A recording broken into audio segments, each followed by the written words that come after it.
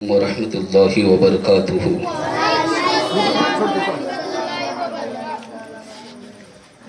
الحمد للہ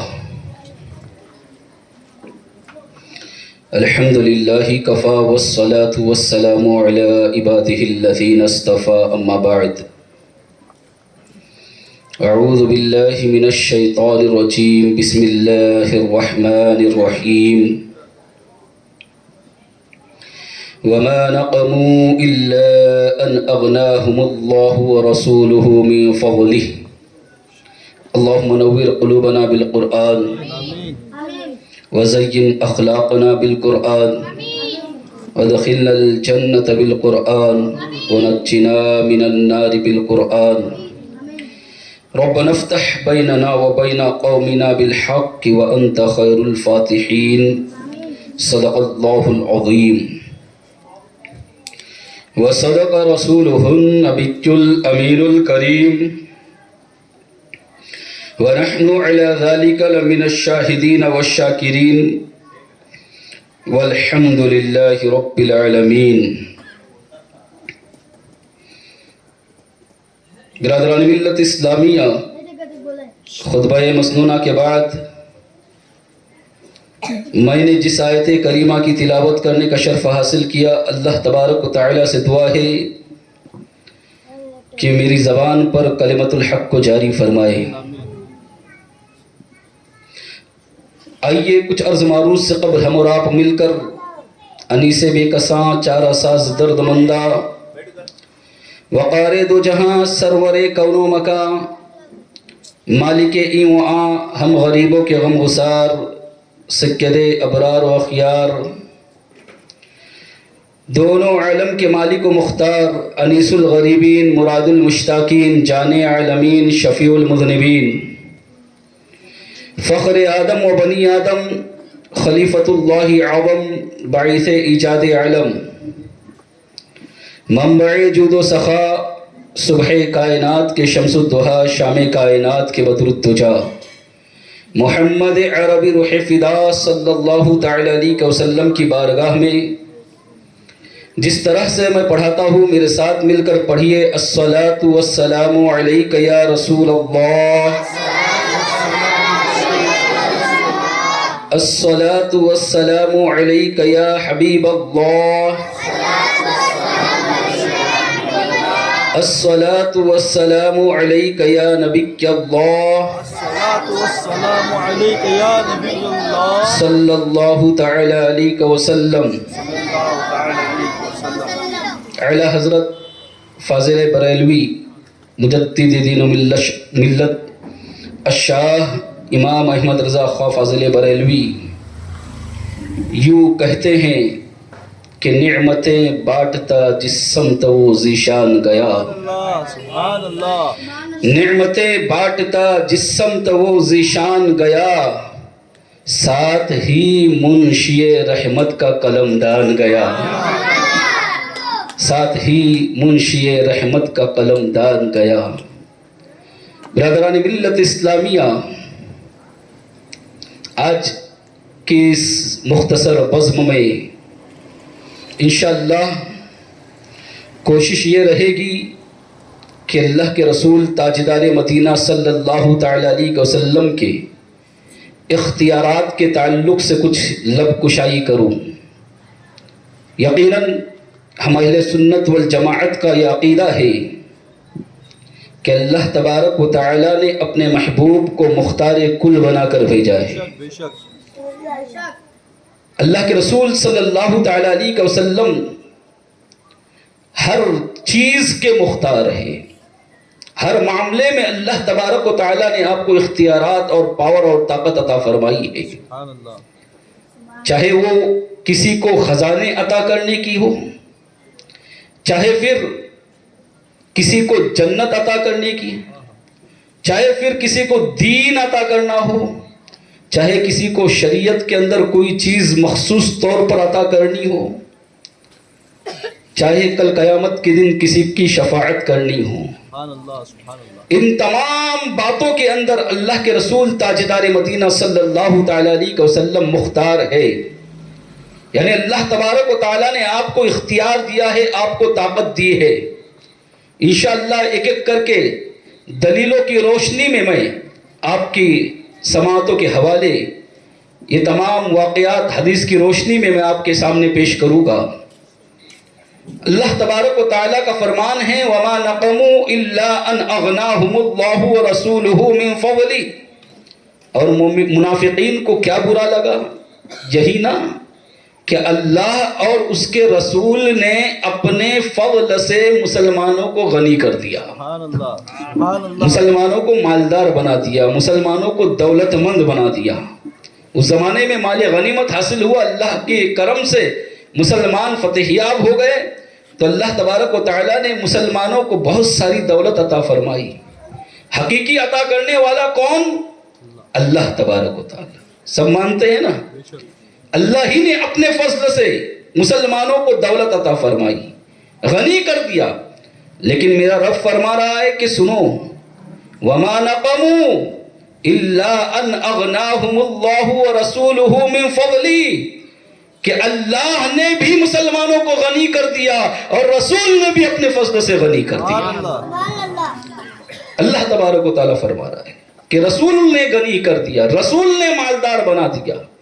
برادران ملت اسلامیہ، یہ منافقین کو بڑا برا لگا تھا، اور آج بھی اگر اللہ کے رسول ہمیں عطا کرتے ہیں تو کچھ منافقین کو برا لگتا ہے. سبحان اللہ، بے شک. کچھ لوگ کہتے ہیں وہ نہیں عطا کر سکتے، معاذ اللہ ثم معاذ اللہ.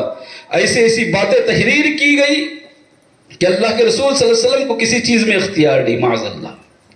جبکہ صحیح حدیثیں موجود ہے، بخاری خود پڑھتے ہیں لیکن سمجھتے نہیں ہیں. بخاری شریف کے اندر خود ایسی حدیثیں موجود ہیں، لیکن حقیقت تو یہی ہے نا کہ بخاری شریف پڑھنے کے لیے عشق رسول کا ہونا ضروری ہے. اس لیے کہ بغیر عشق رسول کے اگر کوئی بخاری پڑھے گا تو پھر اس کے بارے میں کہا ہے کہ بے عشق محمد جو پڑھاتے ہیں بخاری، آتا ہے بخار ان کو بخاری نہیں آتی، آتا ہے بخار ان کو بخاری نہیں آتی. بخاری شریف اگر پڑھنی ہے اور اس کو سمجھنا ہے تو عشق رسول میں پڑھو تو پھر بخاری شریف صحیح سمجھ میں آ جائے گی. برادران ملت اسلامیہ، تو عرض یہ کر رہا تھا کہ اللہ کے رسول تاجدار مدینہ صلی اللہ علیہ وسلم کی طرف اللہ تبارک و تعالیٰ نے نسبت کر کے کہہ دیا کہ مسلمانوں کو غنی کر دیا ہے اللہ نے بھی اور اللہ کے رسول نے بھی.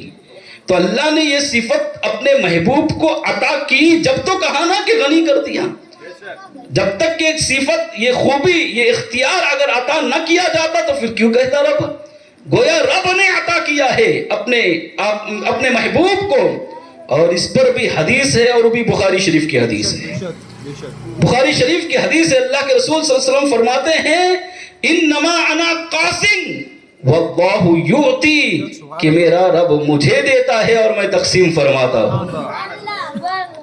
اگر اس طرح سے سنوں گے تو پھر اختیارات مصطفیٰ سنانے میں بالکل لطف نہیں آئے گا. میں سمجھتا ہوں کہ آپ سے اچھے پھر یہ بچے ہیں جو کچھ تو بولتے ہیں.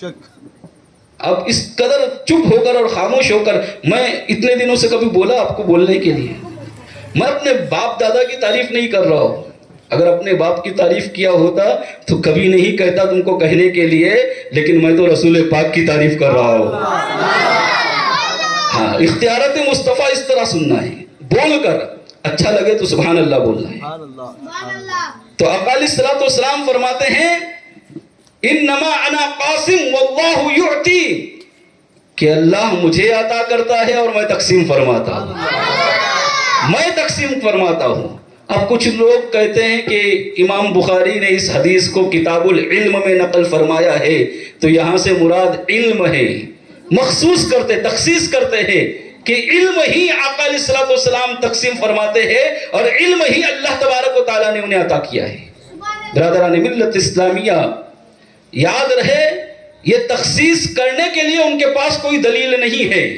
وہ رسول اکرم صلی اللہ علیہ وسلم کی عظمت کو کم کرنے کے لیے اس طرح کی باتیں کرتے ہیں اور تخصیص کرتے ہیں، جبکہ اللہ کے رسول صلی اللہ علیہ وسلم نے تو ماں کہہ کے عام کر دیا ہے۔ یہ ماں جو ہے انما میں یہ عام ہے، یہ خاص کے لیے نہیں ہے، ماں عام ہے اور عام کے اندر ہر چیز آ جاتی ہے۔ تو برادران ملت اسلامیہ، جب اللہ کے رسول نے کس چیز کو خاص نہیں کیا تو پھر تم کون ہوتے ہو خاص کرنے والے؟ لوگ کہتے ہیں کہ اس سے پہلے جو اوپر کی حدیث ہے من یرید اللہ خیرا بہ خیرا یفقہہ فی الدین، کہ اللہ تبارک و تعالیٰ جس کے ساتھ بھلائی کا ارادہ کرتا ہے اس کو دین کی سمجھ عطا فرماتا ہے۔ پھر نیچے کہا کہ وَإِنَّمَا أَنَا قَاسِمُ اللَّهُ يُؤْتِي، تو یہاں دین کی سمجھ مراد ہے۔ میں کہتا ہوں یقیناً دین کی سمجھ مراد ہے کہ اللہ تبارک و تعالیٰ دین کی سمجھ ہر کسی کو نہیں عطا کرتا۔ یہ ان لوگوں کو تو بالکل بھی عطا نہیں ہوئی ہے جو یہ کہتے ہیں کہ یہاں پر صرف علم مراد ہے۔ دین کی سمجھ حقیقت میں اللہ تبارک و تعالیٰ نے ہم اہل سنت والجماعت کو عطا کی ہے، اور اللہ کے رسول صلی اللہ علیہ وسلم کے بارے میں ہمارا عقیدہ یہی ہے کہ اللہ نے ہمیں سمجھ عطا کی، اور آگے آقا علیہ الصلوۃ والسلام نے فرمایا وہ سمجھ یہی ہے کہ اللہ مجھے دیتا ہے اور میں سب کچھ تقسیم کرتا ہوں۔ اعلیٰ حضرت فاضل بریلوی نے اسی بات کو کہا تھا کہ نعمتیں بانٹتا جس سمت وہ ذیشان گیا، نعمتیں بانٹتا جس سمت وہ ذیشان گیا، ساتھ ہی منشی رحمت کا قلم دان گیا۔ برادران ملت اسلامیہ، اللہ کے رسول تاجدار مدینہ صلی اللہ تعالیٰ علیہ وسلم سب کچھ عطا کرنے پر قادر ہے۔ اسی لئے بخاری شریف کی ایک اور حدیث میں ہے کہ انما انا قاسم و خازن، فرمایا یہاں پر تو صرف قاسم ہے لیکن ایک روایت میں ہے آگے بخاری شریف میں موجود ہے، کہا انما انا قاسم و خازن، کہ میں قاسم بھی ہوں یعنی بانٹنے والا بھی ہوں، اور میں خزانچی بھی ہوں، اور میرا رب مجھے عطا کرتا ہے۔ تو اب یہاں پر خزانچی تو صاف کہہ دیا، یعنی سارے خزانے جو ہیں اللہ تبارک و تعالیٰ نے اپنے محبوب کو عطا کیے ہیں، اور آقا علیہ الصلوۃ والسلام اپنے در سے تقسیم فرما رہے ہیں۔ آقا علیہ الصلوۃ والسلام بانٹ رہے ہیں، اور کیا کیا بانٹتے ہیں؟ سب کچھ بانٹتے ہیں، بلکہ حکم بھی یہی ہے امتیوں کو کہ اگر تم سے گناہ بھی ہو جائے، تم سے غلطی بھی ہو جائے، تم اگر گنہگار ہو اور اپنی جانوں پر ظلم کر رہے ہو تو تمہیں کسی اور دربار میں جانے کی ضرورت نہیں ہے، تمہیں کہیں اور جانے کی ضرورت نہیں ہے۔ میرا رب فرماتا ہے وَلَوْ أَنَّهُمْ إِذْ ظَلَمُوا أَنفُسَهُمْ جَاءُوكَ فَاسْتَغْفَرُوا اللَّهَ وَاسْتَغْفَرَ لَهُمُ الرَّسُولُ لَوَجَدُوا اللَّهَ تَوَّابًا رَحِيمًا، کہ اے محبوب اگر کسی نے اپنی جان پر ظلم کیا یعنی کسی نے گناہ کیا تو اس کو چاہیے کہ وہ آپ کے دربار میں حاضر ہو جائے۔ جاؤک کا کہا کہ آپ کے در پر حاضر ہو جائے، آپ کی بارگاہ میں حاضر ہو جائے، اور پھر اللہ سے معافی مانگے۔ وَاسْتَغْفَرَ لَهُمُ الرَّسُولُ، اور رسول بھی اس کے لیے شفاعت کر دے، تو میرا رب فرماتا ہے لَوَجَدُوا اللَّهَ تَوَّابًا رَحِيمًا، کہ یقیناً تم اللہ تبارک و تعالیٰ کو توبہ قبول کرنے والا اور رحم کرنے والا پاؤ گے۔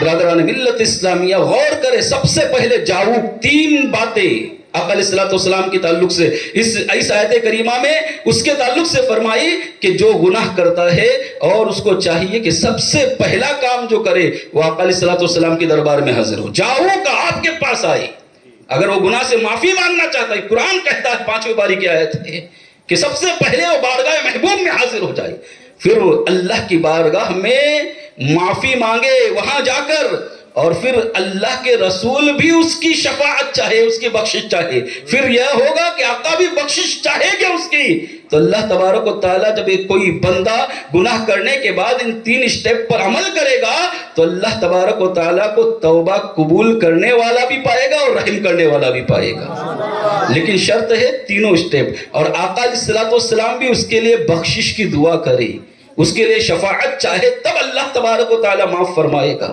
برادران ملت اسلامیہ، اور یاد رکھنا یہ بات جو ہے یہ صرف آقا علیہ الصلوۃ والسلام کے زمانے تک محدود نہیں تھی، بلکہ آپ کے بظاہر اس دنیا سے چلے جانے کے بعد بھی یہ بات صادق آتی ہے، اس لیے کہ حضرت علی کرم اللہ وجہ الکریم فرماتے ہیں کہ آقا علیہ الصلوۃ والسلام کے وصال کو 3 دن ہوئے تھے۔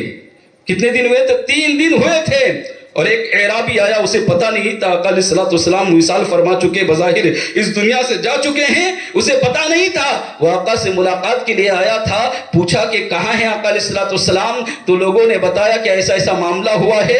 پھر حضرت علی کرم اللہ وجہ الکریم کہتے ہم نے دیکھا اسے کہ وہ شخص آیا اور قبر رسول صلی اللہ تعالی علیہ وسلم پر کے اوپر کے قریب بیٹھ گیا اور اپنا ہاتھ قبر رسول پر رکھا، یہاں تک کہ وہاں سے مٹی اٹھاتا اور اپنے سر پر ڈالتا، اپنے جسم پر ڈالتا، اپنے جسم پر اور سر پر ڈالتے ہوئے وہ مٹی یہ کہہ رہا تھا وہ شخص کہ یا اللہ تو نے اپنے محبوب کے ذریعے ہم تک یہ پیغام پہنچایا ہے کہ اگر کوئی جانوں پر ظلم کرے، کوئی گناہ کرے، کسی سے اگر کوئی گناہ سرزد ہو جائے تو اس کو چاہیے کہ محبوب کے در پر حاضر ہو جائیں۔ میں محبوب کے در پر حاضر ہوا ہوں، اللہ میں تیرے محبوب کے دربار میں آ چکا ہوں، اور اب حال یہ ہے کہ میں توبہ بھی کرتا ہوں، میں استغفار بھی کرتا ہوں۔ اور آقا علیہ الصلوۃ والسلام سے پھر درخواست کی، یا رسول اللہ صلی اللہ علیہ وسلم آپ سے ہی یہ فرمان ہم نے سنا ہے، آپ بھی میری شفاعت کی دعا کیجئے، آپ بھی میرے گناہوں سے معافی کی دعا کیجئے تو اللہ تبارک و تعالی یقیناً میرے گناہ کو معاف فرمائے گا۔ روایت میں آتا ہے جب وہ بندہ وہ اعرابی قبر رسول کی مٹی اٹھا اٹھا کر اپنے سر پر ڈال کر یہ کہہ رہا تھا تو قبر رسول سے آواز آئی، غفر اللہ ما تقدم من ذنبک، کہ اللہ تبارک و تعالی نے تیرے سارے گناہوں کو معاف کر دیا ہے۔ برادران ملت اسلامیہ، تو پتہ یہ چلا کہ جب بھی کوئی گناہ ہو جائے تو اللہ تبارک و تعالیٰ نے فرمایا کہ محبوب کے در پر حاضر ہو جاؤ، میرے محبوب کے در پر حاضر ہو جاؤ، اس لیے کہ اللہ تبارک و تعالیٰ نے اپنے محبوب کو مختار کل بنا کر بھیجا ہے، مختار ہر چیز کا اختیار دیا ہے۔ جب تک وہ شفاعت نہیں کریں گے، سفارش نہیں کریں گے، جب تک اللہ تبارک و تعالیٰ کو بھی لوجد اللہ تواب الرحیمہ نہیں پاؤ گے۔ اللہ تبارک و تعالیٰ نے تو واضح لفظوں میں کہا ہے نا۔ برادران ملت اسلامیہ، جانتے ہو اللہ کے رسول صلی اللہ تعالیٰ علیہ وسلم کی حیات میں کبھی کبھی کچھ لمحے ایسے بھی آئے ہیں، کبھی کبھی کچھ دور ایسے بھی آئے ہیں بظاہر ایسا لگتا تھا آقا بڑے مجبور ہیں، اور اسی طرف ان لوگوں نے تانے بھی دیے ہیں، نقص بھی نکالے ہیں، عیب بھی نکالے ہیں، لیکن یاد رکھنا بظاہر جو دور مجبوری کا نظر آتا ہے لیکن اندر اختیارات اتنے زیادہ چھپے ہیں، اس کو سننے کے لیے عشق والا دل چاہیے، محبت رسول چاہیے، عاشق صادق ہونا چاہیے جو سمجھ سکتا ہے۔ ہر کوئی اس بات کو نہیں سمجھ سکتا۔ دو مثالیں دے کر پھر میں اپنی بات کو آگے بڑھاؤں گا۔ سوچو آقا علیہ الصلوۃ والسلام خانہ کعبہ کے اندر جانے کی خواہش ظاہر کرتے ہیں، حضرت عثمان بن طلحہ رضی اللہ تعالیٰ عنہ سے کہتے ہیں کہ اے عثمان تمہارے پاس چابی ہے خانہ کعبہ کی، تم مجھے دے دو، میرا دل کر رہا ہے کہ خانہ کعبہ کے اندر جا کر عبادت کروں، خانہ کعبہ کے اندر جا کر اللہ کا ذکر کروں، اللہ کے آگے سجدہ کروں، خانہ کعبہ کے اندر جا کر عبادت کرنے کا دل کر رہا ہے۔ اس وقت حضرت عثمان بن طلحہ رضی اللہ تعالیٰ عنہ اسلام قبول نہیں کیے تھے، ایمان نہیں لائے تھے۔ وہ کہتے ہیں کہ یہ چابی مکہ کے ہر فرد کو ملے گی، آپ کو نہیں ملے گی۔ اللہ اکبر! کیا کہا کہ مکہ کے ہر شخص کو چابی ملے گی خانہ کعبہ کی، لیکن آپ کو میں نہیں دوں گا۔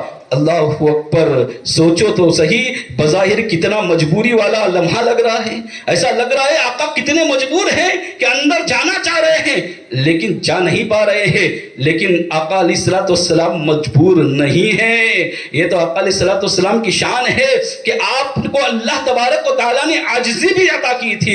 اسی وقت کا آگے کا جملہ دیکھو کہ اختیار کتنا ہے، فرمایا کہ عثمان مجھے چابی دے دو، میں اندر جانا چاہتا ہوں۔ کہاں آپ کو چابی نہیں ملے گی، تو میرے آقا نے فرمایا سنو عثمان، ایک دن آئے گا یہ چابی میرے ہاتھ میں ہوگی اور میں یہ چابی خود تجھے عطا کروں گا، پھر تجھ سے یہ چابی کوئی اور نہیں چھین سکے گا، لیکن چھیننے والا جو ہوگا وہ ظالم ہوگا۔ برادران ملت اسلامیہ، پھر آقا علیہ الصلوۃ والسلام کے اختیار کو دیکھا، لوگوں نے علم غیب کو بھی دیکھا۔ آقا نے فرمایا تھا ایک دن آئے گا یہ چابی میرے ہاتھ میں ہوگی، عثمان بن طلحہ میں تجھے عطا کروں گا اور تجھ سے کوئی نہیں چھینے گا، چھیننے والا اگر کوئی ہوگا تو وہ ظالم شخص ہوگا۔ فتح مکہ ہوا، اللہ کے رسول صلی اللہ تعالیٰ علیہ وسلم کے ہاتھوں میں خانہ کعبہ کی چابی پیش کی گئی. آقا علیہ الصلوۃ والسلام اندر گئے. اندر جانے کے بعد بتوں سے پاک کیا, اس کو دھویا. دھونے کے بعد باہر آنے کے بعد کہا عثمان بن طلحہ کہاں ہے؟ کہا میں یہاں پر ہوں یا رسول اللہ صلی اللہ علیہ وسلم. اس وقت ایمان لا چکے تھے. کہا عثمان میں نے نہیں کہا تھا کہ خانہ کعبہ کی چابی ایک دن میں تجھے عطا کروں گا؟ یہ لو چابی, اور آج کے بعد قیامت تک یہ چابی تمہارے خاندان میں رہے گی, کوئی تم سے چھین نہیں سکے گا. اگر کوئی چھینے گا تو وہ ظالم ہوگا. تاریخ شاہد ہے کہ آج بھی خانہ کعبہ کی چابی حضرت عثمان بن طلحہ کے خاندان کے اندر موجود ہے. تکبیر, رسالت, عید میلاد النبی. برادران ملت اسلامیہ غور کریں, بظاہر مجبوری والا لمحہ نظر آ رہا تھا نا. خانہ کعبہ کے اندر جانا چاہ رہے تھے لیکن کہا میں چابی آپ کو نہیں دوں گا, لیکن اختیار کا عالم بتا رہے کہ طاقت اتنی ہے میرے پاس, قوت اتنی ہے کہ عثمان کل یہ چابی میں تمہیں عطا کروں گا, اور پھر عطا کر کے بتائی بھی. تو بظاہر مجبوری والے لمحے تھے لیکن حقیقتاً اختیارات والی پاور بھی بتا دی آقا علیہ الصلوۃ والسلام نے کہ میرے کو مجھے اللہ نے یہ طاقت عطا فرمائی ہے. ایک اور مثال کے ذریعے سمجھاؤں. آقا علیہ الصلوۃ والسلام پر مکہ کی زمین تنگ کر دی گئی, یہاں تک کہ اتنا ستایا گیا کہ آپ مکہ چھوڑ کر مدینہ جانے کے لیے تیار ہو گئی, ہجرت کے لیے نکلے.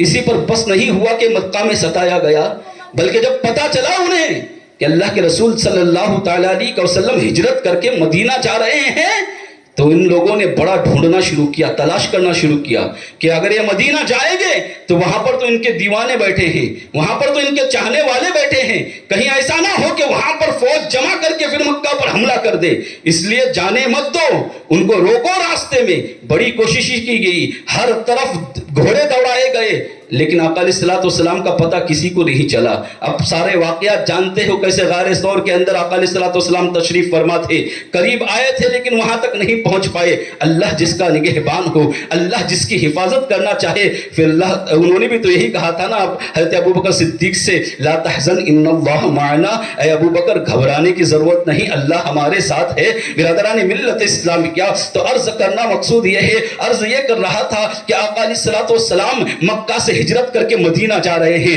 جب کافی پتہ لگایا گیا, کافی ڈھونڈا گیا, لیکن تلاشے کے بسیار کے باوجود بھی آقا علیہ الصلوۃ والسلام کا پتہ نہ چلا, تو پھر ان مکہ والوں نے کہا کہ سنو سنو, جو بھی آقا کو ڈھونڈ کر لائے گا, جو بھی محمد صلی اللہ علیہ وسلم کو ڈھونڈ کر لائے گا, اسے 100 سرخ اونٹ انعام میں دیے جائیں گے. ایک اونٹ نہیں, 100 سرخ اونٹ. 100 سرخ اونٹ کہاں جائے تو آج کی تاریخ میں اربوں روپے کا مالک ہو جاتا تھا انسان. برادران ملت اسلامیہ, ایک اور دو اونٹ کسی کے پاس سرخ اگر ہو جاتے اس وقت تو اپنے وقت کا وہ مالدار انسان سمجھا جاتا تھا. برادران ملت اسلامیہ, 100 سرخ اونٹ کے لالچ میں لوگ تیار ہوئے, یہاں تک کہ لوگوں نے آقا علیہ الصلوۃ والسلام کو تلاش کرنا شروع کیا. اسی میں حضرت سراقہ تھے. سراقہ اس وقت ایمان نہیں لائے تھے. سراقہ بھی نکلے, 100 سرخ اونٹ کے انعام کے لالچ میں نکلے تھے کہ آقا کو گرفتار کر کے لاؤ گا, آقا کو پکڑ کر لاؤ گا. سراقہ نکلے ہیں پیچھے پیچھے, راستہ پتا چلا, کسی نے بتا دیا کہ 2 شخص یہاں سے جا رہے ہیں. سراقہ سمجھ گئے کہ یہ دونوں کوئی اور نہیں ہے, آقا علیہ الصلوۃ والسلام ہے, حضرت ابو بکر صدیق ہے. وہی اسی راستے پر آگے بڑھتے گئے, یہاں تک کہ آقا علیہ الصلوۃ والسلام نظر آئے. حضرت ابو بکر صدیق رضی اللہ تعالیٰ عنہ نے پیچھے مڑ کر دیکھا, کہا یا رسول اللہ صلی اللہ علیہ وسلم, سراقہ آ رہا ہے, سراقہ آ رہا ہے یا رسول اللہ صلی اللہ علیہ وسلم. اللہ کے رسول صلی اللہ علیہ وسلم نے فرمایا, لا تحزن ان اللہ معنا, اے ابو بکر گھبرانے کی ضرورت نہیں. سراقہ آئے تو کیا ہوا, اللہ تو ہمارے ساتھ ہے, تم گھبراؤ نہیں, گھبرانے کی ضرورت نہیں ہے. سراقہ ہو چاہے کوئی بھی ہو. ابھی سراقہ قریب تھا, اس نے کمن ڈالنے کے لیے رسی تیار کی آقا علیہ الصلوۃ والسلام کو بھسانے کے لیے, لیکن ابھی تھوڑی دور پر تھا کہ آقا علیہ الصلوۃ والسلام نے فرمایا کہ اے زمین سراقہ کو پکڑ لے. جیسے ہی آقا نے کہا زمین پھٹ گئی, سراقہ آدھے دھس گئے. برادران ملت اسلامیہ, سراقہ نے دیکھا یہ کیا معاملہ ہوا, ابھی تو میں گرفتار کرنے جا رہا تھا, ابھی تو میں پکڑنے جا رہا تھا, خود گرفتار ہو گیا, زمین نے خود مجھے پکڑ لیا. کہا ہاں اب نکلنے کی کوشش کر رہے ہیں حضرت سراقہ، لیکن نکل نہیں پا رہے ہیں۔ کہنے لگے یا رسول اللہ معاف کر دو، میں غلط نیت سے آیا تھا، مجھے معاف کر دیجئے، اگر آپ تب تک معاف نہیں کریں گے یہ زمین مجھے چھوڑے گی نہیں۔ میں بتانا یہ چاہتا ہوں، دیکھو بظاہر کتنے مجبوری کے لمحات ہیں، مجبوری اتنی نظر آ رہی ہے کہ اپنا ملک چھوڑ رہے ہیں، اپنا گاؤں چھوڑ رہے ہیں، اپنا شہر چھوڑ رہے ہیں۔ شہر چھوڑنا کوئی آسان نہیں ہوتا، کتنی صعوبتیں ہوتی ہے، جان کا الگ خطرہ ہے کہ کوئی راستے میں دیکھ لے گا اور مشرکین کو پتا چل جائے گا تو الگ معاملات ہوگے۔ برادران ملت اسلامیہ، ایسے عالم میں بظاہر اتنے مجبور نظر آ رہے ہیں کہ سراقہ پیچھے آ رہا ہے پکڑنے کے لیے، لیکن طاقت کا یہ عالم ہے۔ ابو بکر صدیق سے کہتے گھبراؤ نہیں، سراقہ چاہے کوئی بھی آ جائے، آج ہمارا کچھ نہیں ہونے والا، حکم تو یہ ہے میرا کہ آپ کہتے ہیں زمین کو کہ زمین سراقہ کو پکڑ لے تو زمین پھٹ کر سراقہ کو پکڑ لیتی ہے۔ سراقہ پریشان ہو گئے، آقا علیہ السلام سے معافی مانگنے لگے، کہا ٹھیک ہے میں نے معاف کر دیا۔ جیسے ہی کہا اے زمین سراقہ کو چھوڑ دے، زمین نے چھوڑ دیا۔ برادران ملت اسلامیہ، سراقہ نے سوچا شاید یہ اتفاقاً ایسا ہوا ہوگا، پہلی مرتبہ کا تھا، اس نے سوچا کہ اتفاقاً ایسا ہوا ہوگا کہ یہاں پر زمین میں دلدل ہوگا اور وہ دلدل کے اندر پھنس گیا ہوگا، زمین کے اندر چلا گیا ہوگا۔ میں ایک کام کرتا ہوں، دوبارہ کوشش کرتا ہوں، 100 سرخ اونٹ جو ملنے والے ہیں پھر میں کوشش کرتا ہوں، چلو کوشش کرنے میں کامیابی تو ملے گی، ہو سکتا ہے۔ سراقہ نے پھر کمن باندھی، کمن ڈالنا چاہا اور رسی کو باندھا، لیکن پھر آقا نے فرمایا اے زمین سراقہ کو پکڑ لے۔ جیسی ہی کہا پھر زمین پھٹی، سراقہ پھر اندر چلے گئے۔ تیسری مرتبہ پھر یہی ہوا، زمین پھٹی اور سراقہ اندر چلے گئے۔ بار بار سراقہ کی معافی پر آقا علیہ السلام سراقہ کو معاف کر رہے تھے۔ جب تیسری مرتبہ کا معاملہ ہوا نا تو آقا علیہ السلام نے فرمایا اے سراقہ تم 100 سرخ اونٹ کی لالچ میں میرے پاس آئے ہو، مجھے پکڑنے کے لیے آئے ہو، یہ بات تو چھوٹی سی ہے، غور کرنا مسلمانوں، بظاہر کتنے مجبوری کے عالم ہے، عالم نظر آ رہا ہے، لیکن طاقت کا عالم کیا ہے دیکھو۔ کہاں 100 سرخ کے اونٹ کے لالچ میں آئے ہو نا، اے سراقہ سنو، تمہارے ہاتھ کے اندر میں تو کسرا کے کنگن دیکھ رہا ہوں۔ کسرا بادشاہ تھا بہت بڑا، لہذا اس کے کنگن بہت قیمتی تھے جو سونے اور ہیرے جواہرات سے مرصع ہوا کرتے تھے۔ کہا کہ تم 100 سرخ کا اونٹ کا سوچ رہے ہو، میں تو دیکھ رہا ہوں کہ تمہارے ہاتھ میں کسرا کے کنگن پہنائے جائیں گے۔ برادران ملت اسلامیہ، حضرت سراقہ اس وقت ایمان لے آتے ہیں آقا علیہ السلام پر اور واپس جاتے کہتے میں جاؤں گا، سب جو بھی آپ کی تلاش میں آئے گا میں سب کو واپس لے جاؤں گا۔ برادران ملت اسلامیہ، آقا علیہ السلام کا علم غیب بھی دیکھیے، فرمایا کہ میں سراقہ میں کسرا کے کنگن تمہارے ہاتھ میں دیکھ رہا ہوں اور تم حضرت سراقہ پھر ہوا یوں کہ معاملہ دن گزرتے گئے، آقا علیہ السلام فتح مکہ ہوا، مکہ میں آئے، لیکن یہ بات بڑی مشہور ہو گئی تھی کہ حضرت سراقہ سے وعدہ کیا ہے اللہ کے رسول صلی اللہ علیہ وسلم نے کہ 100 سرخ اونٹ کے بدلے میں تمہارے ہاتھ میں جو ہے وہ سونے کے کنگن دیکھ رہا ہوں، کسرا کے کنگن دیکھ رہا ہوں۔ برادران ملت اسلامیہ، آقا علیہ السلام کا وصال ہوا، حضرت ابوبکر صدیق رضی اللہ تعالیٰ عنہ کا وصال ہوا۔ اس کے بعد جب دور فاروق آیا، حضرت فاروق اعظم رضی اللہ تعالیٰ عنہ کی خلافت تھی، جانتے ہو معاملہ کیا ہوا؟ معاملہ یہ ہوا کہ حضرت سراقہ بیمار ہوئے، اتنے بیمار ہوئے لوگوں کو لگنے لگا کہ ابھی جان قفس انصری سے پرواز کرنے والی ہے، ابھی روح نکلنے والی ہے۔ لوگ آئے کلمے کا یاد دلانے کے لیے، حضرت سراقہ کہتے ہیں کہ مجھے کلمے کا یاد نہ دلاؤ، کلمہ تو میں پڑھوں گا لیکن تم کیا سمجھتے ہو کہ مجھے موت آنے والی ہے؟ موت اس وقت تک مجھے نہیں آئے گی، کیونکہ آقا نے کہا تھا سراقہ سونے کے کنگن جب تک نہیں پہنو گے، کسرا کے کنگن جب تک نہیں پہنو گے، اس وقت مجھے یقین ہے موت نہیں آنے والی ہے۔ لہذا پھر کچھ دنوں کے بعد افاقہ ہوا، سراقہ اچھے ہوئے، فاروق اعظم کے زمانے میں کسرا فتح ہوا۔ جانتے ہو اس وقت تک یہ حکم نافذ تو ہو چکا تھا کہ سونا پہننا حرام ہے۔ لوگوں نے کہا کسرا کے کنگن جب فاروق اعظم کے سامنے پیش کیے گئے تو فاروق اعظم نے یہ نہیں کہا کہ آقا نے پہلے کہا تھا، اس وقت جائز تھے اب ناجائز ہے، اب نہیں پہنا سکتا۔ وہ بھی جانتے تھے یہ کسی اور کا فرمان نہیں ہے، یہ کسی اور کا قول نہیں ہے، یہ کسی اور کی بات نہیں ہے، یہ بات ہے تو رسول اللہ کی بات ہے، اللہ کے رسول کی بات ہے جو بدلی نہیں ہو سکتی، جو دن کو کہہ دے رات تو شب ہو کے رہے۔ یا رسول اللہ تمہارے منہ سے جو نکلے وہ بات ہو کے رہے۔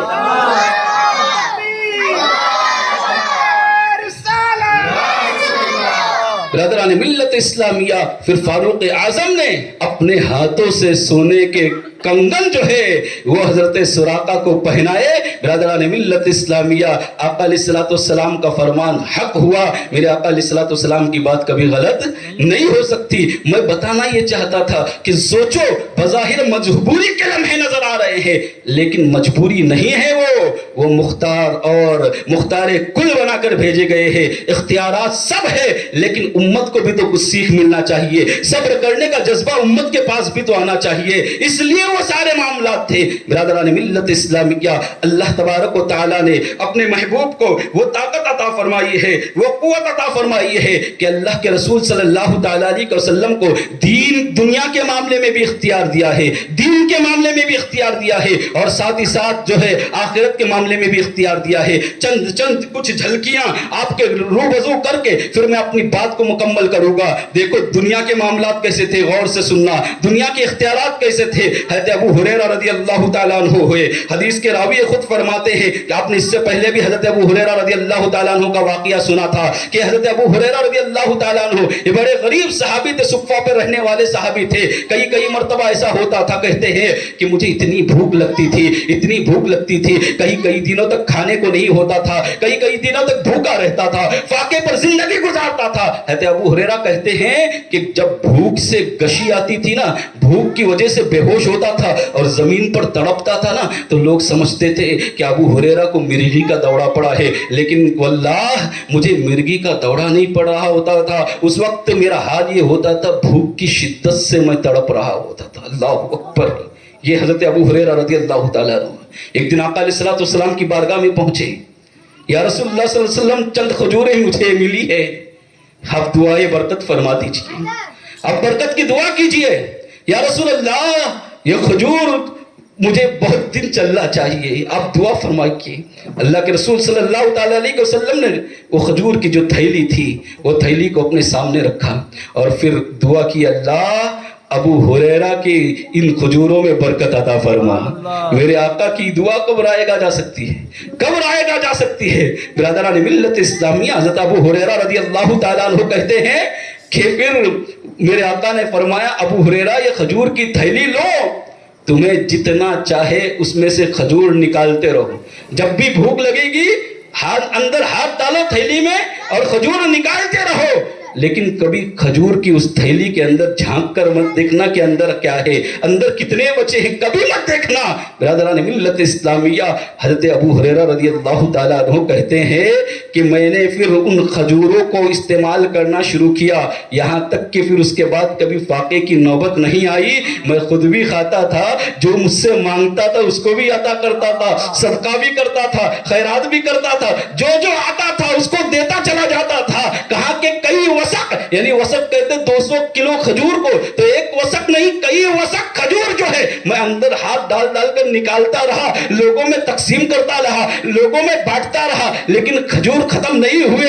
فرماتے ہیں کہ یہ آقا علیہ الصلوۃ والسلام کا وصال ہوا, بظاہر اس دنیا سے چلے گئے, پھر بھی وہ کھجور کی تھیلی میرے پاس رہی. پھر حضرت ابو بکر صدیق رضی اللہ تعالیٰ عنہ کا زمانہ آیا, وہ پورا زمانہ چلتے رہا, وہ تھیلی میرے پاس تھی, میں اندر ہاتھ ڈالتا تھا, نکال کر خود بھی کھاتا تھا, شکم سیر ہو کر لوگوں کو تقسیم بھی کرتا تھا. اسی پر بس نہیں بلکہ دور فاروق آیا, اس میں بھی وہ تھیلی میرے پاس رہی. لہذا میں جب بھی مجھے بھوک لگتی تھی اسی تھیلی سے نکالتا تھا, خود بھی کھاتا تھا, لوگوں کو بھی کھلاتا تھا. اسی پر بس نہیں بلکہ حضرت عثمان غنی رضی اللہ تعالیٰ عنہ کا دور آیا. برادران ملت اسلامیہ سوچو تو صحیح, 20 سے زائد سال ہو گئے اس بات کو. کہتے ہیں کہ وہ تھیلی میرے پاس تھی لیکن تھیلی کے اندر سے کھجور کم نہیں ہوئی. جب بھی چاہتا تھا تھیلی میں ہاتھ ڈالتا تھا, کھجور نکالتا تھا, خود بھی کھاتا تھا, لوگوں میں بھی تقسیم کرتا تھا. برادران ملت اسلامیہ کہتے ہیں جس دن حضرت عثمان غنی رضی اللہ تعالیٰ عنہ کا وصال ہوا تو افراتفری ایسی مچی کہ میری وہ کھجور کی تھیلی جو ہے گر گئی. حضرت عثمان غنی کے وفات تک یعنی 12 سال آپ نے خلافت کی ہے, کہا اس وقت تک وہ تھیلی میرے پاس تھی, میں خود بھی کھاتا تھا, لوگوں کو بھی کھلاتا تھا, ختم نہیں ہوئی. حضرت عثمان غنی کی وفات کے دن جو ہے معاملہ یہ ہوا کہ تھیلی کٹ کر گر گئی, میں ڈھونڈتا رہ گیا لیکن وہ تھیلی مجھے نہیں ملی. لوگوں کو اس دن ایک غم تھا, للناس ہم ولی ہمان, کہتے ہیں کہ لوگوں کو ایک غم تھا کہ حضرت عثمان غنی کی وفات ہوئی ہے، مجھے دو غم ہوئے تھے، حضرت عثمان غنی کی وفات کا الگ غم تھا اور میری تھیلی کے گھومنے کا الگ غم تھا۔ برادران ملت اسلامیہ ذرا غور کرے کہ ایک تھیلی کے اندر کتنی کھجوریں آئی ہوگی، لیکن حضرت ابو ہریرہ رضی اللہ تعالیٰ عنہ نے 20 سال سے زائد خود بھی کھایا ہے اور لوگوں میں تقسیم بھی کیا ہے۔ اسی لیے تو مجدد دین و ملت الشاہ امام احمد رضا خان فاضل بریلوی پکار اٹھتے ہیں، میرے کریم سے گر قطرہ کسی نے مانگا، میرے کریم سے گر قطرہ کسی نے مانگا، دریا بہا دیے ہیں، در بے بہا دیے ہیں۔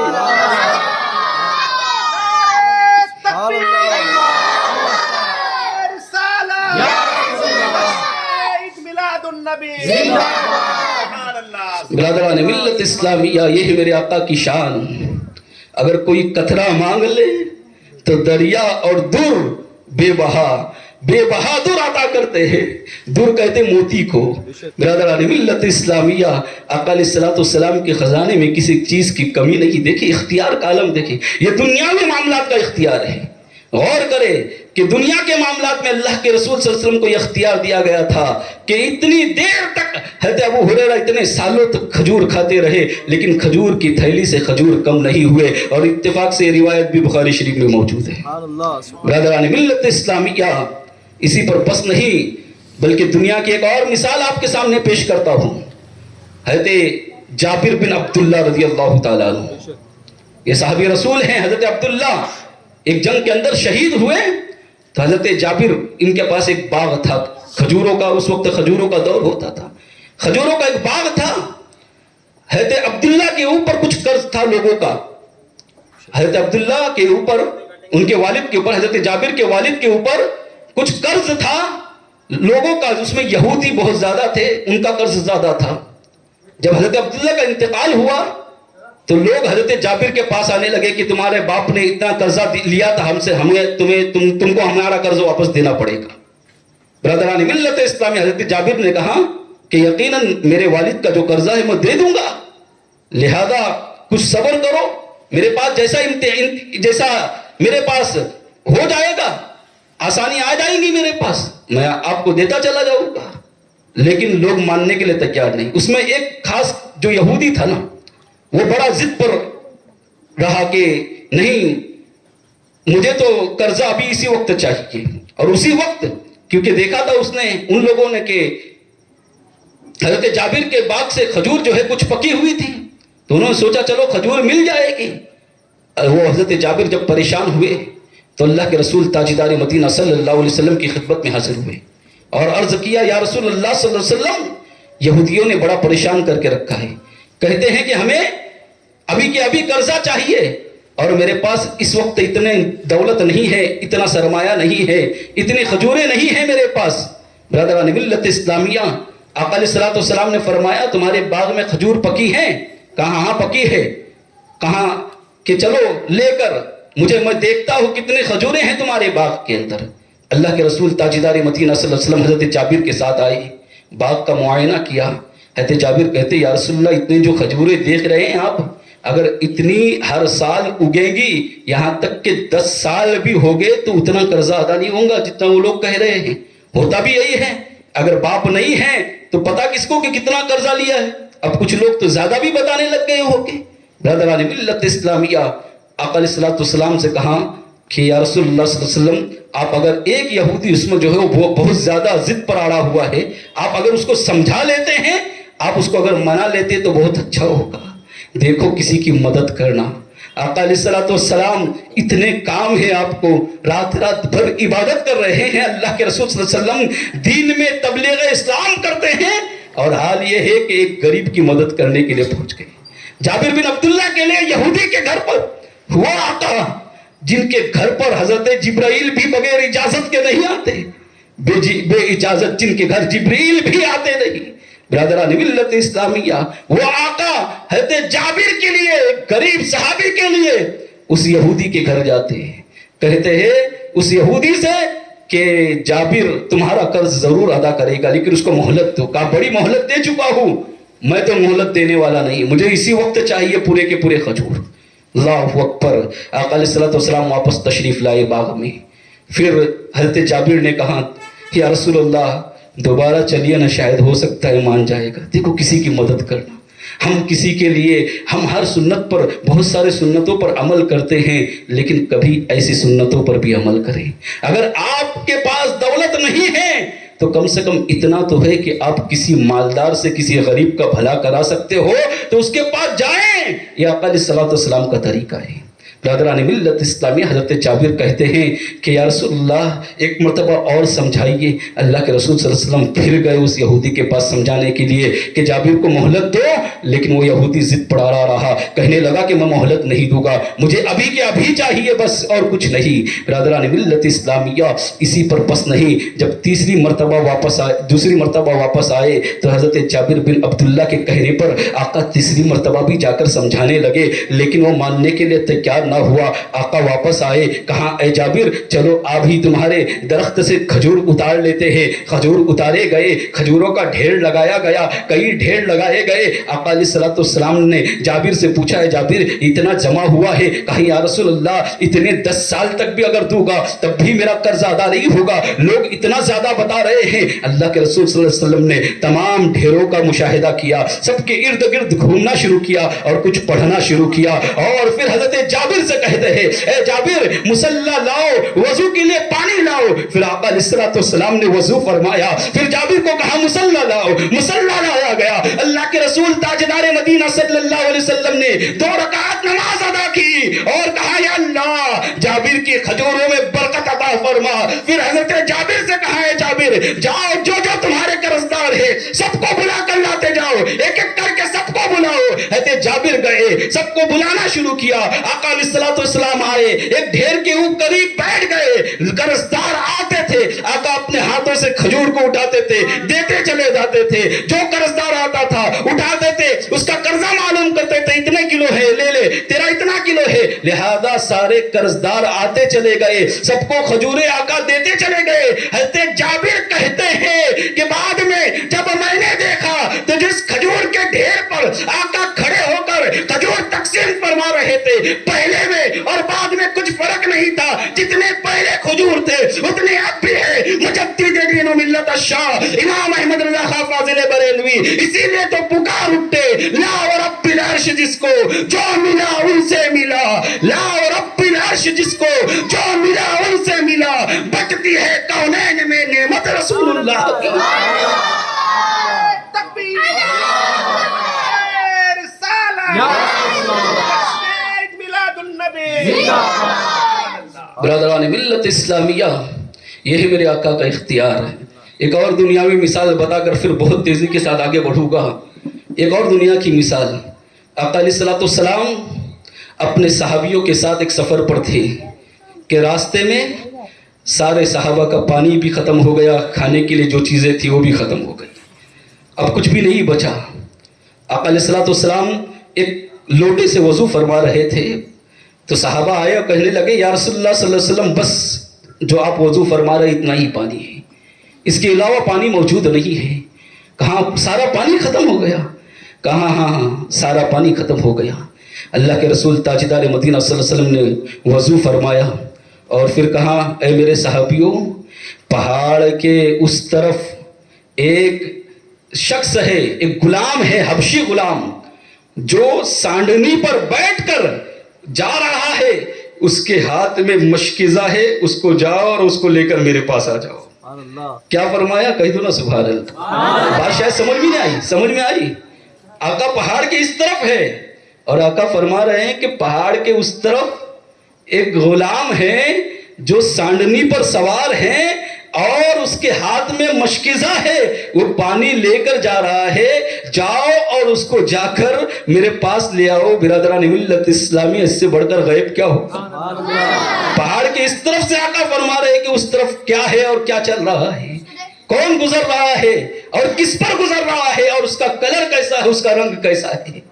برادران ملت اسلامیہ آقا علیہ الصلوۃ والسلام کے فرمان اور صحابی تھے، ان کو معلوم تھا کہ آقا سب جانتے ہیں، لہذا فوراً حکم کی تعمیل کی اور پہاڑ کے اس طرف چلے گئے۔ دیکھا تو واقعی ایک حبشی تھا جو سانڈلی پر سوار ہو کر پانی کا مشکیزہ لے کر جا رہا تھا۔ آقا علیہ الصلوۃ والسلام کا پیغام اس کو سنایا، کہا ہمارے آقا جو اس وقت کے نبی ہیں بلکہ ہر دور کے نبی ہیں، لہذا وہ آپ کو بلا رہے ہیں۔ وہ شخص آقا علیہ الصلوۃ والسلام کے پاس تشریف لایا، اللہ کے آقا علیہ الصلوۃ والسلام کے پاس آیا۔ آقا علیہ الصلوۃ والسلام نے اس سے کہا کہ مشکیزہ پانی کا ہمیں دے دو، تمہارے پانی میں کوئی کمی نہیں ہوگی۔ راوی کہتے ہیں کہ اس کے بعد میں نے دیکھا کہ اللہ کے رسول صلی اللہ تعالیٰ علیہ وسلم نے سب صحابہ سے کہا کہ سب کے سب اپنے برتنیں جمع کرو، اور پھر مشکیزے کے اندر آقا علیہ الصلوۃ والسلام نے اپنا دست مبارک ڈالا۔ جیسے ہی دست مبارک رکھا، راوی کہتے ہیں کہ میں نے دیکھا کہ انگلیوں سے پانی کے چشمے جاری ہو گئے، اور پھر کہا آقا علیہ الصلوۃ والسلام نے کہ جس کو جتنا پانی بھرنا ہے سب کے سب بھر لو۔ یہاں تک کہ صحابہ کہتے ہیں کہ ہماری تعداد 1500 کے قریب تھی، ہم نے سب نے شکم سیر ہو کر پانی بھی پیا، پانی کو بھر کر رکھا بھی۔ اسی پر بس نہیں بلکہ کہتے ہیں کہ 1500 ہے، اگر 1,00,000 بھی ہوتی تو ہمیں یقین ہے کہ آقا علیہ الصلوۃ والسلام کے انگلیوں سے جو پانی نکل رہا تھا وہ 1,00,000 لوگوں کو بھی کافی ہوتا۔ اعلیٰ حضرت فاضل بریلوی اسی لیے تو پکار اٹھتے ہیں، انگلیاں ہیں فیض پر ٹوٹے ہیں پیاسے جھوم کر، انگلیاں ہیں فیض پر ٹوٹے ہیں پیاسے جھوم کر، اور ندیاں پنجاب رحمت کی ہے جاری۔ واہ واہ برادران ملت اسلامیہ، اسی پر بس نہیں بلکہ آقا علیہ الصلوۃ والسلام نے جب سب کو پانی عطا کیا، اس کے بعد اس سے کہا، اس غلام سے کہ اے غلام میرے قریب آؤ۔ حبشی غلام تھا، کالے رنگ کا غلام تھا۔ اللہ کے رسول صلی اللہ علیہ وسلم نے اپنا دست مبارک لیا اور اس کے چہرے پر پھیر دیا۔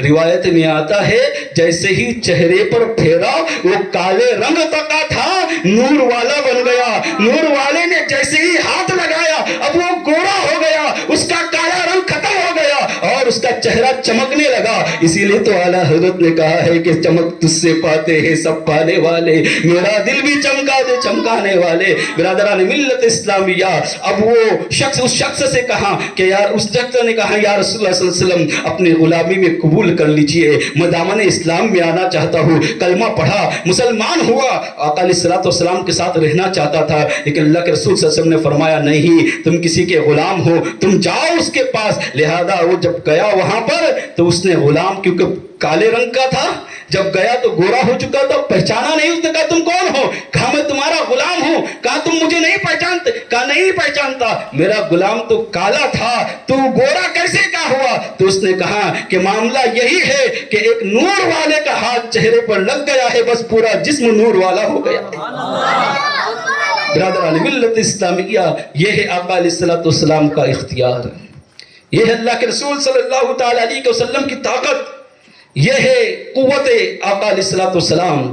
غور کریں کہ دنیا کے معاملے میں اللہ تبارک و تعالیٰ نے آپ کو اتنا اختیار دیا تھا کہ آپ جس کو جو چاہتے تھے وہ عطا کرتے تھے۔ اسی لیے کہا نا انما انا قاسم واللہ یعطی، کہ میرا رب مجھے دیتا ہے اور میں تقسیم فرماتا ہوں، میں بانٹتا ہوں۔ برادران ملت اسلامیہ، اعلیٰ حضرت کہتے واہ کیا جود و کرم ہے شہ بطحہ تیرا۔ بلکہ حضرت علی کرم اللہ وجہ الکریم کی روایت ہے جسے اعلیٰ حضرت نے شعر کے اندر بیان فرمایا۔ جانتے ہیں روایت کیا ہے؟ روایت یوں ہے، حضرت علی کرم اللہ وجہ الکریم کہتے ہیں کہ اللہ کے رسول صلی اللہ علیہ وسلم کے پاس کوئی مانگنے کے لیے آتا تھا تو آپ نہ کہتے ہی نہیں تھے، آپ نے کبھی نہ کہا ہی نہیں بلکہ اسے عطا کرتے تھے، اور جب نہیں کچھ دینا ہوتا تھا تو پھر خاموش رہتے تھے لیکن نہ نہیں کہتے تھے۔ اعلیٰ حضرت کہتے واہ کیا جود و کرم ہے شہ بطحہ تیرا، نہیں سنتا ہی نہیں مانگنے والا تیرا، نہیں سنتا ہی نہیں مانگنے والا تیرا۔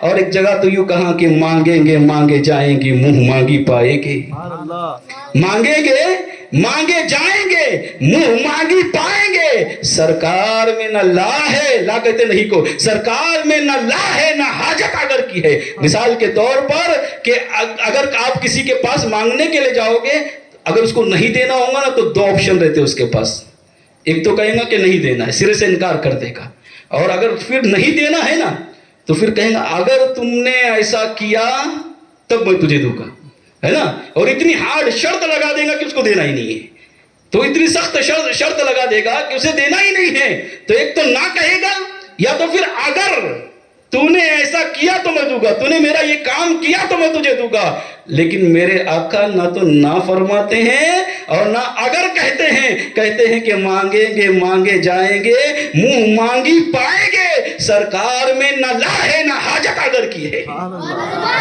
نہ سرکار لا کہتے ہیں نہ اگر کا لفظ استعمال کرتے ہیں۔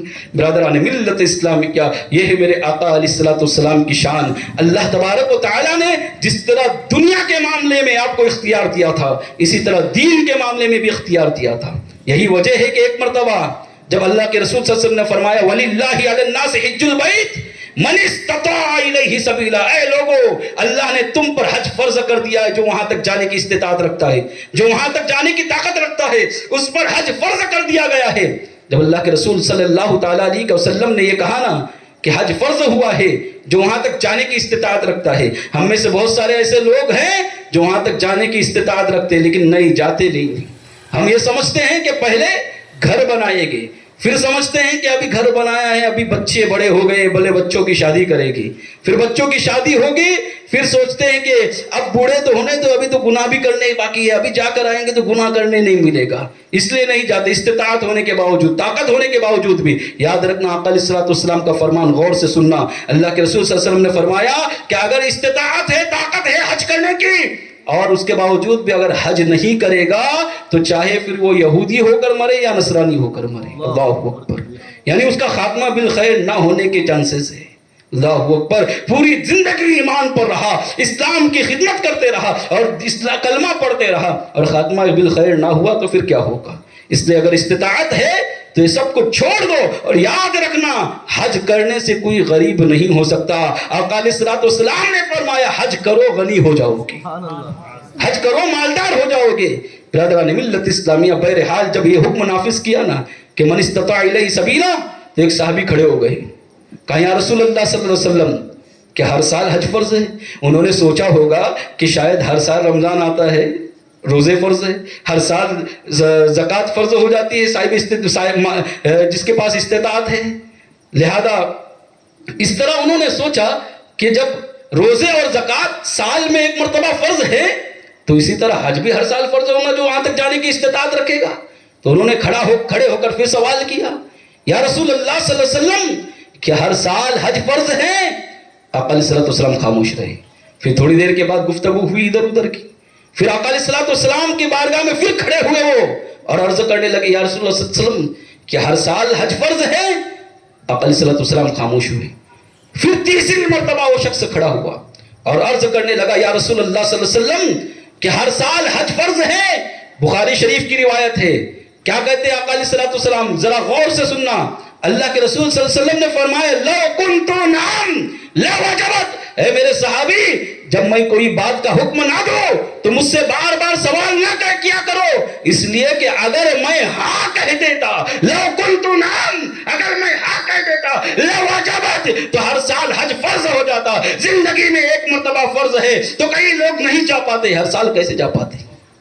برادران ملت اسلامیہ غور کریں، لیکن یہاں اختیار بتا رہا ہوں شریعت کے اندر آقا فرماتے ہیں سب بس میرے ہاں کہنے کی دیری تھی، میں نے ہاں نہیں کہا اس لیے ہر سال فرض نہیں ہوا، لیکن اختیار کا اور طاقت کا دینی معاملے میں میرا عالم یہ ہے کہ اگر میں ہاں کہہ دیتا تو ہر سال فرض ہو جاتا، اس سے بڑھ کر اختیار اور کیا ہوگا؟ برادران ملت اسلامیہ، اسی پر بس نہیں بلکہ اللہ کے رسول تاجدار مدینہ صلی اللہ علیہ وسلم اور بخاری شریف کی حدیث یہ بھی کہ حضرت براء بن عازب رضی اللہ تعالیٰ عنہ یہ سونے کی انگوٹی پہنا کرتے تھے، ان کے ہاتھ میں سونے کی انگوٹی ہوتی تھی، اور اتفاق دیکھیے کہ بخاری شریف میں جو حرام والی روایت ہے انہی سے روایت ہے، حضرت براء بن عازب ہی سے روایت ہے کہ سونا مردوں کو پہننا حرام ہے۔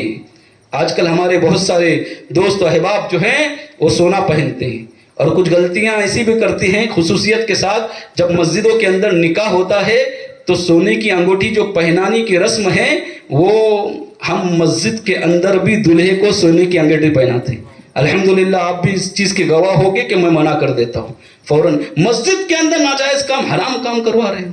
برادران ملت اسلامیہ عام دنوں میں بھی مردوں کو سونا پہننا حرام ہے, جائز نہیں ہے. مرد سونا نہیں پہن سکتا, نہ انگوٹی پہن سکتا ہے, نہ زیور پہن سکتا ہے, نہ کنگن پہن سکتا ہے, کچھ نہیں پہن سکتا, مردوں کے لیے حرام ہے. لیکن حضرت برا بن عازب رضی اللہ تعالیٰ عنہ خود سونے کی انگوٹی پہنتے تھے. کسی پوچھنے والے نے پوچھا کہ حضور معاملہ کیا ہے, آپ خود منع کرتے ہیں اور آپ خود سونے کی انگوٹی پہنے ہوئے, سونے کی انگوٹی آپ کے ہاتھ میں ہے. تو حضرت برا بن عازب رضی اللہ تعالیٰ عنہ نے کہا کہ سنو, تم جاننا چاہتے ہو کہ میں سونے کی انگوٹھی کیوں پہنتا ہوں؟ کہا یقیناً جاننا چاہتے ہیں. کہا معاملہ یوں ہوا تھا کہ ایک مرتبہ مال غنیمت سے بہت سارا مال ہمیں ملا تھا. اللہ کے رسول صلی اللہ علیہ وسلم نے مال غنیمت تقسیم فرمایا یہاں تک کہ سارے صحابہ کو سارا مال تقسیم فرمایا. ایک سونے کی انگوٹھی بچی تھی اور صرف میں بچا تھا, کوئی اور نہیں تھا. پھر آقا علیہ الصلوۃ والسلام نے میری طرف دیکھا, پھر نیچے دیکھا, آقا نے پھر میری طرف دیکھا, پھر نیچے دیکھا اور مسکرائے, کہا اے برا ادھر آؤ. پھر میں جب حضرت آقا علیہ الصلوۃ والسلام کے قریب گیا تو کہتے ہیں حضرت برا بن عازب کہ اللہ کے رسول صلی اللہ علیہ وسلم نے سونے کی وہ انگوٹھی اٹھائی اور مجھے پہنائی, اور پہناتے ہوئے یوں کہا کہ اے برا, یہ انگوٹھی تجھے اللہ اور اس کے رسول پہنا رہے. پوچھا گیا کہ تم اس چیز کو مجھ سے دور کرنا چاہتے ہو جسے اللہ اور اس کے رسول نے پہنایا ہے؟ برادران ملت اسلامیہ تاریخ گواہ ہے کہ صحابہ کا یہی عقیدہ ہے کہ رسول جس کے لیے جائز قرار دے پھر کوئی ناجائز نہیں کر سکتا. ایک چیز سب کے لیے حرام لیکن حضرت برا بن عازب کے لیے یہ جائز قرار دی, اس لیے اس کے بعد کبھی کسی صحابی نے اعتراض ہی نہیں کیا. برادران ملت اسلامیہ یہ اختیار نہیں تو کیا ہے, یہ طاقت نہیں تو کیا ہے, میرے آقا علیہ الصلوۃ والسلام کے اختیار کا معاملہ نہیں تو کیا ہے. برادران ملت اسلامیہ اسی طرح اگر روایتیں بیان کر دوں تو وقت بہت زیادہ ہوگا. صرف ایک آخری روایت اور پھر اس کے بعد جنت کی ایک روایت بیان کر کے اپنی بات مکمل کروں گا, کیونکہ حضرت ابو ہریرہ رضی اللہ تعالیٰ عنہ کی جو یہ روایت ہے بڑی مشہور بھی ہے اور سننے میں لطف بھی آتا ہے. سننا ہے نا؟ ایک بار درود شریف پڑھیے. اللہم صلی علی سیدنا مولانا محمد معدن الجود والکرم وآلہ وبارک وسلم. صلاۃ و سلام علیک یا رسول اللہ صلی اللہ تعالیٰ علیہ وسلم. حضرت ابو ہریرہ رضی اللہ تعالیٰ عنہ کہتے ہیں کہ رمضان المبارک کا مہینہ تھا. ایک صحابی آقا علیہ الصلوۃ والسلام کی بارگاہ میں حاضر ہوئی اور عرض کرنے لگے ہلکت یا رسول اللہ صلی اللہ علیہ وسلم, یا رسول اللہ میں ہلاک ہو گیا. اب سوچے کہ اگر ان سے گناہ ہوتا تھا بارگاہ رسول میں حاضر ہوتے تھے اور اپنے آپ کو یوں کہتے یا رسول اللہ میں ہلاک ہو گیا, یعنی میں نے بہت بڑا گناہ کیا. آقا علیہ الصلوۃ والسلام نے اس سے پوچھا, میرے صحابی یہ بتا تجھ سے کون سا گناہ سرزد ہو گیا, تو نے کون سی غلطی کی جس کی وجہ سے کہہ رہا ہے حلقت یا رسول اللہ صلی اللہ علیہ وسلم, میں ہلاک ہو گیا یا رسول اللہ صلی اللہ علیہ وسلم. تو اس صحابی نے کہا یا رسول اللہ صلی اللہ علیہ وسلم معاملہ یوں ہے کہ میں روزے سے تھا اور حالت روزے میں اپنی بیوی کے قریب گیا اور میرا روزہ ٹوٹ گیا. اللہ اکبر. آقا علیہ الصلوۃ والسلام نے فرمایا اب روزے کا کفارہ ادا کر. آپ کسی بھی عالم کے پاس جاؤ گے اور مسئلہ بیان کرو گے کہ ایسا حال ہوا ہے تو عالم 3 اسٹیپ بتائے گا, آج تو ایک نہیں اس میں سے 2 ضرور بتائے گا. کہے گا کہ 60 روزے پیدر پہ رکھو, اگر کوئی ایک روزہ جان بوجھ کر توڑتا یاد رکھنا اس کا کفارہ یہ ہے کہ مسلسل 60 روزے رکھنے ہیں.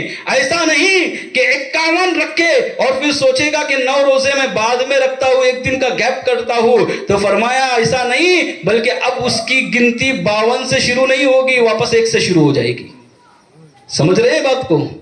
60 روزے مسلسل رکھنے ہیں, پے در پہ رکھنے ہیں, بیچ میں گیپ نہیں ہونا چاہیے, بیچ میں چھوٹنے نہیں چاہیے. 1 روزے کا کفارہ ہے. اگر کوئی 1 روزہ جان بوجھ کے توڑتا ہے اس کا کفارہ ہے. برادران ملت اسلامی آقا علیہ الصلوۃ والسلام نے فرمایا جاؤ 60 روزے رکھو. اس نے کہا یا رسول اللہ صلی اللہ علیہ وسلم 1 روزہ رکھا تھا نہیں رکھ پایا, یہ حال ہو گیا, 60 روزے کیسے رکھوں گا؟ یا رسول اللہ نظر کرم فرمائیے. ہم اور آپ ہوتے تو دوسرا اسٹیپ دیتے. کہا ٹھیک ہے جاؤ ایک غلام کو آزاد کرو. کہا یا رسول اللہ اتنی بھی طاقت نہیں, اتنی بھی استطاعت. غور سے سننا, آقا علیہ السلام کا اختیار بتا رہا ہوں. کہا یہ غلام آزاد, میں غریب صحابی ہوں, میں کہاں غلام کو آزاد کر پاؤں گا؟ اللہ کے رسول صلی اللہ علیہ وسلم نے فرمایا ٹھیک ہے پھر 60 مسکینوں کو 2 وقت کا کھانا کھلاؤ. یہ تیسرا ہے کہ اگر کسی سے روزہ چھوٹ جائے, روزہ توڑ دے کوئی تو 60 مسکینوں کو تیسرا اسٹیپ ہے کہ 2 وقت کا کھانا کھلانا پڑے گا. اس نے کہا یا رسول اللہ صلی اللہ علیہ وسلم بہت غریب ہوں, اس کی بھی استطاعت نہیں رکھتا کہ 60 مسکینوں کو 2 وقت کا کھانا کھلاؤ. یا رسول اللہ بہت غریب ہوں. اللہ کے رسول صلی اللہ علیہ وسلم نے فرمایا بیٹھ جاؤں. ابھی وہ بیٹھا تھا, بیٹھے ہی تھے. اگر ہمارے مولانا ہوتے, آج کا کوئی بھی مفتی ہوتا اور کہتا 3 کام میں نہیں کر سکتا تو اس کو بھگا دیتے. اور بھگانا یہی حکم ہے, ہم کیا کر سکتے ہیں؟ اب تو جان اور تیرا رب جانے کیا معاملہ ہے. تو نے توڑا ہے تو تجھے ان 3 باتوں میں سے ایک پر عمل کرنا ہی ہوگا. لیکن وہ آقا ہے, اللہ نے انہیں اختیار دیا ہے. اللہ کے رسول صلی اللہ علیہ وسلم نے فرمایا تھوڑی دیر کے لیے بیٹھ جاؤ. اور وہ بیٹھ گئے تھوڑی دیر کے لیے. ابھی کچھ دیر ہوئی تھی کہ ایک شخص اور حاضر ہوئے. اس کے اندر کھجور تھے اور ایک تھالی تھی, اس میں کھجور لے کر بارگاہ رسالت میں حاضر ہوئے. یا رسول اللہ صلی اللہ علیہ وسلم یہ کھجور میری طرف سے آپ کے لیے تحفہ ہے. آقا علیہ الصلوۃ والسلام نے اس تحفے کو قبول فرمایا اور پوچھا وہ سوال کرنے والا صحابی کہاں گیا جو بار بار سوال کر رہا تھا؟ وہ کھڑا ہو گیا, کہنے لگا یا رسول اللہ صلی اللہ علیہ وسلم میں حاضر ہوں. میرے آقا علیہ الصلوۃ والسلام نے فرمایا کہ اے میرے صحابی, یہ کھجور کی تھال لے اور مکے مدینے کے اندر جو سب سے زیادہ غریب ہے اس کو بانٹ دے, اللہ تجھے تیرے روزے کا کفارہ ادا ہو جائے گا. اب اس نے دیکھا کہ رسول اکرم صلی اللہ علیہ وسلم کا دریائے رحمت جوش میں ہے.